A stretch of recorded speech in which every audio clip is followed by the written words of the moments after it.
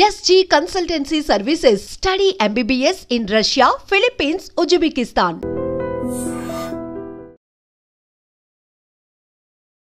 Hello everyone, this is Anu Chowdary, Nelapati Ayurvedam family coach. ఈరోజు మనం psoriasis గురించి మాట్లాడుకుందామండి. లాస్ట్ చాలా వీడియోస్లో సోరియాసిస్ గురించి నేను ఎక్స్ప్లెయిన్ చేశాను. చాలామందికి మీ టిప్స్ ఫాలో అయ్యాము, మంచి రిజల్ట్ ఉన్నిందండి. సో ఇంకా మాకు బెటర్ ఇంకా ఫాస్ట్గా క్యూర్ అయ్యే టిప్స్ చెప్పండి, డైట్స్ చెప్పండి అని చెప్పి చాలామంది రిక్వెస్ట్ చేస్తున్నారు. నాకు డైరెక్ట్గా డిఎమ్స్ కూడా చేస్తున్నారు. సో ఓకే, మీకోసం ఒక మంచి డైట్ అనేది తీసుకొచ్చామండి. అండ్ దాంతోపాటు ఇంకా చాలామందికి ఉన్న డౌట్ ఏంటంటే, మేము డైట్ ఫాలో అవ్వము, మెడికేషనే తీసుకుంటాము, మాకు ఓన్లీ అవే కావాలని చెప్పి అడుగుతున్నారు. లేదండి, మీరు డైట్ ఫాలో అవ్వకుండా ఎన్ని మందులు వాడినా కూడా డబ్బులు వేస్ట్. బాడీ మీకు యాంటీబయోటిక్స్, స్టెరాయిడ్స్ వాడుకొని బాడీ మొత్తం మీకు పాడైపోతుంది, ఆర్గాన్స్ ఎఫెక్ట్ అవుతాయి. బట్ జబ్బు మాత్రం అగైన్ మళ్ళీ రిపీట్ అవుతూ ఉంటుంది. ఓన్లీ మీరు మీ కిచెన్లో ఉండే వాటితోటి డైట్ ప్రాపర్గా ఫాలో అవుతూ సోరియాసిస్ని మీరు కంట్రోల్ చేసుకోవచ్చు. సో అయితే సోరియాసిస్ని వాతరక్తం, గజ చర్మ కుష్ఠం అని కూడా అంటారు. సో ఎప్పుడైనా మనకి ఆయుర్వేదంలో మాకు ఏం చెప్తారు అంటే, ఏ చర్మ రోగం వచ్చినా కూడా దాన్ని కుష్ఠం అని అంటారు. సో కాకపోతే వచ్చే ఆ చర్మ రోగాన్ని బట్టి దానికి అది ఏ కుష్ఠము అని చెప్పేసి మాకు చెప్పగలం మేము. అయితే మనము ఆయుర్వేదంలో సోరియాసిస్ని వాతరక్తం, గజ చర్మ కుష్ఠం అని కూడా అంటారు అని చెప్పాను కదా. అంటే గజ చర్మ కుష్ఠం అంటే చర్మం అంతా కూడా మందంగా, పొట్టుగా, పెలుసులుగా మందంగా తయారైపోవడం, అందుకని దీన్ని గజ చర్మ కుష్ఠం అంటారు. ఇంకొకటి వచ్చేసి వాతవ రక్తము అని కూడా అంటారు. అని అంటే మన రక్తంలో వాతము అంటే వాత, పిత్, కఫ్ అంటే మనం ఆయుర్వేదంలో ఏ ట్రీట్మెంట్ ఇచ్చినా కూడా ఈ 3 దోషాలని చెక్ చేస్తామండి. వాతము, వాత శరీరమా, పిత్త శరీరమా, కఫ శరీరమా అని. అంటే మనకి బ్లడ్లో వాతం అనేది ఎక్కువగా చేరినట్లయితే దీన్ని వాతరక్తం అని కూడా అంటారు. సో ఆ రక్తంలో ఉండే వాతపు శాతాన్ని మనం తీసేసినట్లయితే మనకి ఈ చర్మరోగం అనేది తగ్గడానికి అవకాశాలు ఉన్నాయని అర్థము. ఇదొకటి. అయితే సోరియాసిస్ ఉన్న వాళ్ళ ప్రాబ్లమ్స్ చూసుకుంటే, వీళ్ళకి కొంతమందికి తలలో ఉంటుంది, దీన్ని స్కాల్ప్ సోరియాసిస్ ఉంటారు. అండ్ కొంతమందికి ఓన్లీ అరచేతుల్లో, అరికాలల్లో మాత్రమే ఉంటుంది, ఇదొకటి. అండ్ కొంతమందికి మోకాళ్ళ దగ్గర నుంచి కింద పాదాల వరకు ఉంటుంది, ఇది కొంతమందికి మెడ దగ్గర నుంచి వీపు భాగం మొత్తం స్ప్రెడ్ అయి ఉంటుంది, ఇదొకటి. కొంతమందికి ఓన్లీ పొట్ట భాగంలో మాత్రమే ఉంటుంది, కొంతమందికి టోటల్ బాడీ మొత్తం కూడా సోరియాసిస్ మొత్తం స్ప్రెడ్ అయి ఉంటుంది, ఇదొకటి. సో ఇదేంటి అని అంటే అండి, ఇది ఆటో ఇమ్యూన్ డిసీజ్ అని కూడా మనకు అలోపతిలో కొన్ని సైన్స్ పరంగా రీసెర్చ్ చేసి దీన్ని చెప్పారు. అంటే మన ఆటో ఇమ్యూన్ అంటే మనకి ఏవైతే మన బాడీలో ఇమ్యూనిటీ ఉంటుందో ఆ ఇమ్యూన్ సెల్స్ రివర్స్ అయ్యి మన మీద అగైనెస్ట్ అవ్వడం వల్ల ఇది వస్తుంది అని చెప్తారు. సో ఏదేమైనప్పటికీ కూడా దీన్ని రీసెర్చ్ త్రూ తేలింది. అండ్ దీన్ని కంట్రోల్ చేసుకోవడానికి ది బెస్ట్ మెడిసిన్ వచ్చేసి డైట్.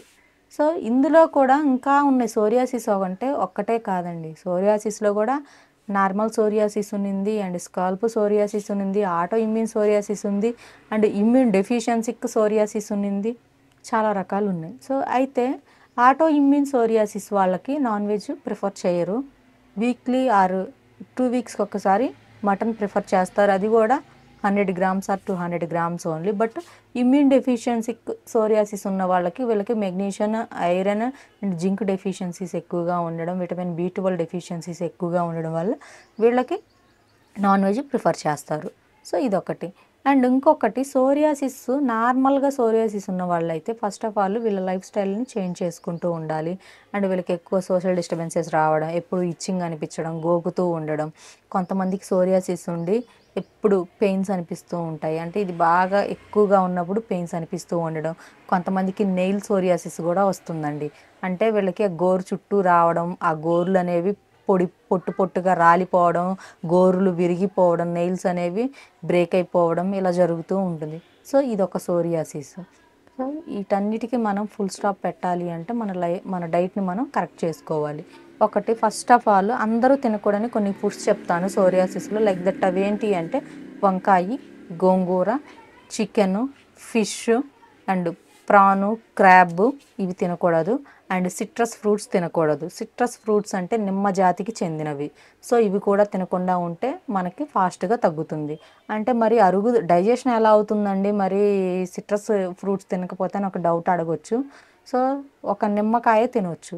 సో లెమన్ ఎందుకు చెప్తున్నాము అని అంటే, లెమన్ అనేది లెమన్ ఇది కూడా one of the citrus fruit, vitamin C ఉంటుంది. బట్ లెమన్ ఏంటంటే మన బాడీ 24 అవర్స్లో మనకి కావాల్సిన అవసరమైన వరకు తీసేసుకొని మిగిలింది అది మనకి బయటికి పంపించేస్తుంది. కాబట్టి సో మనకి అంత డేంజర్ అవ్వదు. మనకి ఐస్ కరెక్ట్గా ఉండాలి అన్న, ఆర్గాన్స్ మన బాడీలో అవయవాలు బాగా పనిచేయాలి అన్న, డైజెషన్ కరెక్ట్గా ఉండాలి అన్న, సో వీటన్నిటికీ లెమన్ చాలా చాలా హెల్ప్ఫుల్ అవుతుంది మనకి. సో రోజుకు ఒక నిమ్మకాయ వాడచ్చు పులుపు కోసము.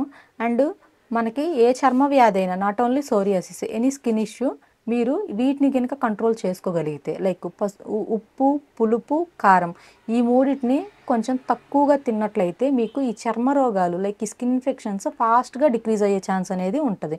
అంటే త్వరగా తగ్గే ఛాన్స్ అనేది ఉంటుంది. ఇదొకటి. అండ్ ఇంకొకటి వచ్చేసి పాల పదార్థాలు, అంటే మిల్క్ ప్రొడక్ట్స్, డైరీ ప్రొడక్ట్స్ కొంతమంది ఎక్కువగా యూజ్ చేస్తూ ఉంటారు. లైక్ దట్ కాఫీలని, పన్నీర్ కర్రీస్ అని చెప్పేసి, గడ్డ పెరుగులు తినడము బాగా ఇలాంటివి చేస్తూ ఉంటారు. సో వీటన్నిటి వల్ల ఏమవుతుంది అంటే, వీటి వల్ల కూడా మనకి ఇందులో ఉండే ప్రోబయోటిక్స్ అండ్ కొన్ని కొంతమంది ఎక్కువగా గడ్డ పెరుగులు ఇవన్నీ తినడం, హెవీ ప్రోటీన్ ఉండడం వల్ల కూడా డైజెషన్ ఇష్యూ వస్తుంది. సో వీటి వల్ల కూడా మీకు కొంచెం పెరిగే ఛాన్స్ అనేది ఉంటుంది. అలా కాకుండా కాఫీ, టీ అలవాటు ఉన్న వాళ్ళు రోజుకు ఒక్కసారి లేదా 2 సార్లు మాత్రమే తీసుకోవడానికి కొంచెం ట్రై చేయండి. ఎందుకంటే డైలీ 6 to 10 టైమ్స్ తాగే వాళ్ళు కూడా ఉన్నారు, అది కూడా మన అర్బన్ ఏరియాస్లో. సో ఇది కొంచెం అంత మంచి అలవాటు కాదండి. సో ఫస్ట్ ఈ ప్రాబ్లమ్ని మీరు కొంచెం, ఈ అలవాటుని మీరు కొంచెం చేంజ్ చేసుకోండి. అండ్ ఇంకొకటి వచ్చేసి గడ్డ పెరుగు తినకూడదు. పలచటి మజ్జిగలాగా తీసుకోండి, ఫాస్ట్గా డైజెస్ట్ అవుతుంది. ఇదొకటి. అండ్ ఇంకొకటి వచ్చేసి కొంతమందికి పెయిన్స్ ఉంటాయి బాగా, సోరియాసిస్ ఉండి బాగా కీళ్ళ నొప్పులు, మోకాళ్ళ నొప్పులు, ఎప్పుడు చేతులు కాళ్ళు గుంజుతూ ఉండడం, ఎక్కువగా దురద అనిపించడం, ఈ ప్రాబ్లం ఉంటుంది.